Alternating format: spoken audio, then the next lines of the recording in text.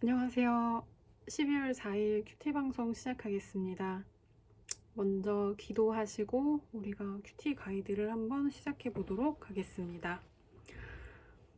하나님 아버지 감사합니다. 오늘도 우리에게 하나님의 귀한 말씀을 주셔서 하루를 말씀으로 시작하게 하시고 그 말씀 마음에 두고 또 하루를 지내게 하심에 감사합니다.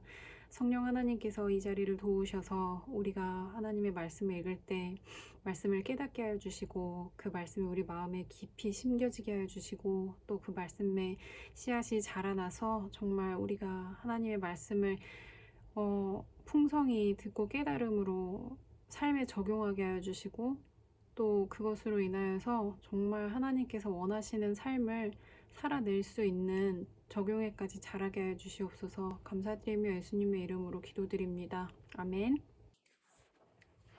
오늘 말씀은 역대상 20장 1절에서 8절 이어지는 승리라는 제목으로 말씀을 주셨습니다. 우리 한번 같이 읽어보겠습니다. 해가 바뀌어 왕들이 출전할 때가 되매 요압이 그 군대를 거느리고 나가서 암몬 자손의 땅을 격파하고 들어가 랍바를 에워싸고 다윗은 예루살렘에 그대로 있더니 요압이 랍바를 쳐서 함락시키매 다윗이 그 왕의 머리에서 보석 있는 왕관을 빼앗아 중량을 달아보니 금 1달란트라. 그들의 왕관을 자기 머리에 쓰니라. 다윗이 또 그 성에서 노력한 물건을 무수히 내오고 그 가운데에 백성을 끌어내어 톱과 쇠도끼와 돌서래로 일하게 하니라. 다윗이 암몬 자손의 모든 성읍을 이같이 하고 다윗이 모든 백성과 함께 예루살렘으로 돌아오니라. 이후에 블레셋 사람들과 게셀에서 전쟁할 때에 후사 사람 십부게가 키가 큰 자의 아들 중에 십배를 쳐 죽이매 그들이 항복하였더라. 다시 블레셋 사람들과 전쟁할 때에 야일의 아들 엘하난이 가드 사람 골리앗의 아우 라흐미를 죽였는데 이 사람의 창자루는 배틀채 같았더라. 또 가드에서 전쟁할 때에 그곳에 키 큰 자 하나는 손과 발에 가락이 6씩 모두 24이 있는데 그도 키가 큰 자의 소생이라. 그가 이스라엘을 능욕함으로 다윗의 형 시므아의 아들 요나단이 그를 죽이니라. 가드의 키 큰 자의 소생이라도 다윗의 손과 그 신하의 손에 다 죽었더라. 아멘. 네, 지난번과 마찬가지로 이 말씀을 읽으면서 궁금하신 점이 있으실 것입니다. 한번 다시 읽어보시면서 궁금한 점을 체크해 보시기를 바랍니다. 네, 오늘의 본문을 자세하게 설명을 드리겠습니다. 오늘 말씀 역대상 20장 1절에서 8절 말씀은 세 부분으로 나뉘어져 있는데요. 1절에서 3절, 4절에서 5절, 그리고 6절에서 8절 말씀입니다. 먼저 첫 번째 1절에서 3절 암몬 원정에서의 승리 부분을 보시면요. 이제 해가 바뀌어 왕들이 출전할 때가 되었다고 해요. 여기서 해가 바뀌었다라는 것은 이제 유대력, 유대 달력으로 새해가 되었다는 걸 의미합니다. 새해가 되어서 이제 아비월이 되었고 이제 태양력으로는 3, 4월을 의미하고요. 봄이 되었고 이제 건기에 접어들었다고 하는 걸 의미합니다. 특별히 이때에 이제 유대 땅에서는 전쟁하기에 적절한 계절이 되었다는 걸 의미해요. 그래서 1절에 왕들이 출전할 때가 되었다라고 한 말은 바로 전쟁에 적합한 계절이 되었다라는 말입니다. 사실 어제 말씀에 이제 요압이 암몬을 정복할 수 있었는데 예루살렘으로 그냥 돌아왔던 이유가 바로 그때가 전쟁에 적합하지 않은 우기에 접어들었기 때문이었거든요. 그래서 해가 바뀌고 이제 다시 건기가 되자 다윗이 다시 요압에게 출정 명령을 한 것이었습니다. 그래서 병행 구절인 사무엘하 11장 1절에 다윗은 요압과 그의 부하와 온 이스라엘 군대를 보냅니다. 그리고 자신은 예루살렘에 그냥 있었다, 그대로 있었다 라고 합니다. 그런데 여기서 다윗은 암몬 정벌의 지휘권을 모두 요압에게 맡기고 자기는 휴식을 취했다고 합니다. 부하들이 전선에서 피를 흘리면서 전쟁을 하고 있는데 지도자는 그냥 안일하게 이제 쉬고 있었다는 것 자체가 어쩌면 죄의 원인이었을지도 모른다라는 생각이 들고요. 그래서 역대기 저자는 그동안 이제 사무엘하 11장, 12장에 있었던 이 다윗의 그 밧세바 사건, 그리고 나단의 그 질책과 회개하는 그 일련의 모든 사건을 다윗이 예루살렘에 그대로 있었다라는 이 역대상 20장 1절의 후반부에 있는 이런 표현으로 이 역대상에 기록하고 있었던 것 같습니다. 그 뒤에 요압이 랍바를 쳐서 함락을 시켰다는 이제 말씀이 나옵니다. 랍바는 암몬 족속의 유일한 도시였습니다. 두 견고한 성읍으로 이루어져 있었는데 하나는 성읍에 물을 공급시켜주는 수원지를 둘러싼 성으로 되어 있어서 물들의 성이라고 불렸고요. 다른 하나는 왕과 신하들이 사는 왕성으로 되어 있었습니다. 사무엘하 12장 26절에 의하면 요압이 함락시킨 것은 이 둘 중에 왕성이었고요. 나머지 물들의 성은 요압은 이제 다윗을 청해서 다윗으로 하여금 이 나머지 성들을 점령하도록 인도했다는 걸 알 수 있습니다. 그 다음에 2절에 보면요, 다윗은 그 왕의 머리에서 보석 있는 왕관을 빼앗아 자기 머리에 썼다고 되어 있는데요. 여기서 그 왕의 머리라는 이 말의 원어 히브리어는 말캄이라는 말로 되어 있습니다. 이것은 암몬 족속 우상을 가리키는 밀콤이라고 보는 것이 적절합니다. 왜냐하면 그 머리에 보석 있는 왕관을 빼앗아서 중량을 달아보니 금 한 달란트라고 되어 있었거든요. 그런데 한 달란트가 34kg예요. 그런데 이게 사람이 머리에 이는 그 왕관의 무게라고 하기엔 너무 무거운 거기 때문에 이것은 그 암몬 자손의 그 우상의 신상 머리에 씌어져 있던 그 면류관의 무게라고 보는 것이 타당하고요. 다윗이 이것을 머리에 썼다는 것은 암몬의 새 주권자가 이제부터는 다윗임을 알리기 위해서 자기의 주권을 선포하는 그 의식 동안에 이것을 썼었다라고 보는 것이 타당하다고 우리가 봅니다.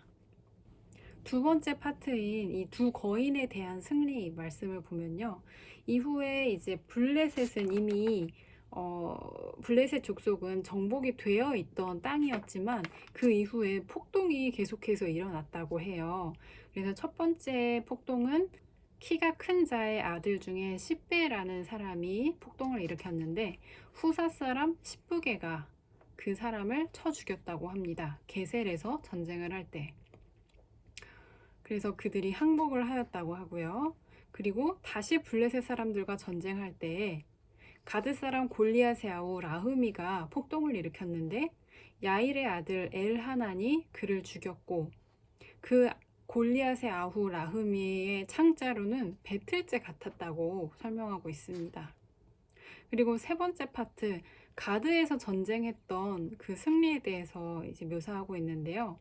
가드에서는 손과 발에 손가락, 발가락이 6개씩 모두 26개의 가락이 있었던 그런 키 큰 자의 소생이 있었는데 그가 이스라엘을 능욕했다고 합니다. 이 능욕했다는 것은 모욕하고 이제 싸움을 걸어왔다는 것이고 그래서 또 전쟁을 하게 되었는데 그때에는 다윗의 형 시므아의 아들 요나단이 그를 죽였다고 합니다. 네, 오늘의 말씀은 하나님께서 다윗에게 계속 주시는 승리에 대한 이야기였는데요. 구약의 전쟁에 대한 말씀이었는데 이게 오늘 우리 현실에서 정말 영적인 전쟁에 관련해서 주시는 뭔가 이기는 방법에 대해 정말 해답을 주시는 것 같았습니다. 그래서 적용을 해보자면요. 큐티인에서는 이제 세 가지로 우리에게 제시를 해주었는데 두 번째, 세 번째 이제 거인들의 폭동에 대한 말씀은 저는 한 가지로 이렇게 묶어서 한번 생각을 해보았습니다. 첫 번째 암몬 원정을 통해 우리에게 이제 생각해 볼 만한 걸 주신 것은 일단 다윗의 범죄가 결코 가려질 수 없었다는 걸 정말 말씀을 하시는 것 같았어요. 실제 전쟁을 우리의 영적인 전쟁이라고 할 때 우리는 우리의 분량을 싸워내고 있는가를 먼저 생각해 봐야 될 것 같고, 또 모두가 싸우고 있을 때 혼자 휴식을 취함으로 다윗은 어떤 범죄를 하였는가, 그리고 지금까지 아무리 잘 섬기고 외적인 열매가 많아도 내적인 거룩이 없으면 한순간에 우리도 죄를 지을 수 있다는 거, 그리고 죄를 지었을 때 우리는 또한 다윗에게서 배워야 합니다. 죄를 숨기지 말고 하나님께 나아가 드러내어 회개하고 다시 시작할 수 있어야 한다는 것을 오늘 이 암몬 정벌의 말씀에서는 나타나지 않았지만 이 말씀과 부합하는 사무엘하 11장 12장 말씀을 보면 우리가 알 수 있습니다. 그래서 이 말씀들하고 두 번째를 보시면 거인들의 폭동을 통해서 우리가 생각해 볼 수 있는 것들은요. 이 블레셋 거인들은 계속해서 폭동을 일으키잖아요. 거인의 자손으로서 자기들의 힘으로 계속 이 결과를 뒤집을 수 있다고 생각을 하는 거겠죠.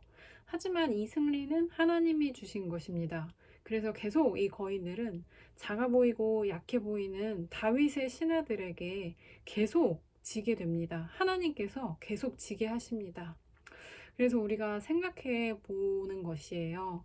나는 내 힘으로 무엇이든 할 수 있다고 생각하는 사람은 아닌가? 거인들처럼요. 그리고 나는 하나님의 뜻도 나하기에 달려 있다고 생각하는 사람이 혹시 아닌가? 그리고 한편으로 나는 세상에서 거인의 폭동 앞에 거인의 폭동과 같은 일에 어떤 자세로 맞서는 사람인가? 그리고 하나님을 비방하고 조롱하는 거인과 같은 이 세상 앞에 어떤 모습으로 나아가기를 바라는가에 대해서 우리는 깊이 생각해 볼 수 있습니다. 오늘의 묵상을 바탕으로 이렇게 기도해 볼 수 있을 것 같습니다. 먼저 우리의 영적 전쟁을 위해서 나에게 주어진 영적 싸움을 능히 감당하게 하소서. 여러분에게 주어진 영적 싸움은 무엇인가요? 한번 생각해 보시고 그것이 무엇인지 구체화시켜서 기도하시면 좋겠습니다. 또 내적인 거룩을 이루어내게 하소서. 내적인 거룩을 이루어내기 위해서 내가 싸워야 할 것은 무엇이고 이루어내야 할 그 거룩이란 무엇인지 또 자세히 기도하시면 좋겠습니다. 연약함으로 인해 죄를 짓더라도 하나님 앞에 회개하고 다시 시작하고 싶습니다. 다시 시작할 수 있게 도와주시옵소서 기도하면 좋겠습니다. 두 번째, 일상을 삶에 있어서 내 힘이 아닌 하나님을 의지하게 하시고 내 뜻이 아닌 하나님의 뜻을 구하게 하여 주소서. 또 하나님의 뜻이 무엇인지 알게 하여 주시옵소서 기도하면 좋겠고요. 거인의 폭동이나 또 하나님을 능욕하는 이 세상에서 담대하게 살아갈 힘과 용기를 주소서. 또 담대하게 맞설 힘과 용기를 주시옵소서 같이 기도하시면 좋겠습니다. 마지막으로 제가 우리 성도님들을 위해서 같이 기도하고 가이드를 마치도록 하겠습니다. 하나님 아버지 감사합니다. 오늘도 우리에게 말씀을 허락하셔서 다윗에게 가는 곳마다 승리를 허락하신 이야기를 읽게 하심으로 우리도 그 승리를 취할 방법을 생각하게 하셨습니다. 그러나 다윗에게 영적 태만함으로 중한 죄가 있었음을 또한 우리에게 경고로 주셨습니다. 오늘 이 말씀을 우리에게 주셨으니 한편으로 영적 싸움을 게으르지 않게 하시어 날마다 성화를 이루어가게 하시고 혹시 우리의 연약함으로 죄를 짓더라도 다시 주님 앞에 나아와 회개함으로 바로 설 수 있게 하시고 이 폭동과 같은 악한 세상을 마주보며 우리의 힘이 아닌 하나님을 의지하게 하시고 우리의 뜻이 아닌 하나님의 뜻을 구하게 하시며 때로는 하나님을 대적하고 능욕하는 세상 앞에 담대함으로 맞서게 하여 주시옵소서.